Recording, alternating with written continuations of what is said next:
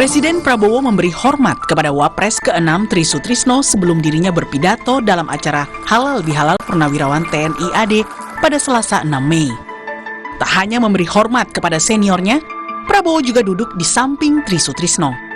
Tri Sutrisno termasuk daftar purnawirawan TNI yang ikut menandatangani usulan Wapres Gibran Rakabuming Raka dicopot dari jabatannya. Usulan Forum Purnawirawan TNI Polri untuk mencopot Wapres Gibran dinilai hanya pepesan kosong karena kembali mempermasalahkan soal putusan MK. Ini karena kalau kita lihat kembali lagi yang dipersoalkan masalah putusan MK ya tahun yang mengenai 169 huruf Q itu.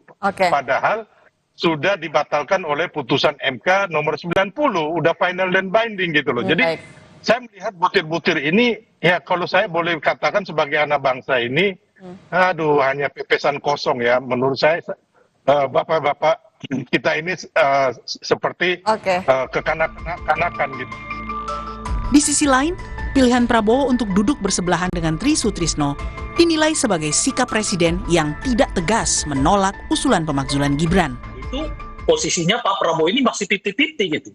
Sebab kalau misalnya ya secara politik gitu ada keinginan untuk menolak ya permintaan dari para purnawirawan itu, mungkin akan ada settingannya bagaimana agar kelihatan Pak Prabowo tidak berdampingan langsung dengan Pak Prabowo gitu. Atau misalnya Pak Tri Sutrisno gitu. Atau misalnya kalau betul ada keberatan yang cukup di di pihaknya Pak Prabowo atas usulan khususnya poin yang ke-8 itu yang saya sebut mungkin akan sangat menarik tuh.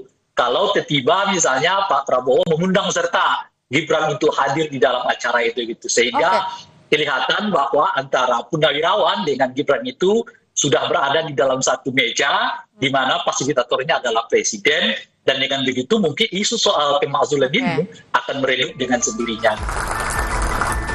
Acara Halal Bihalal Purnawirawan TNI Polri bersama Presiden Prabowo tidak dihadiri Wapres Gibran yang tengah disorot pasca usulan pemakzulan oleh purnawirawan TNI.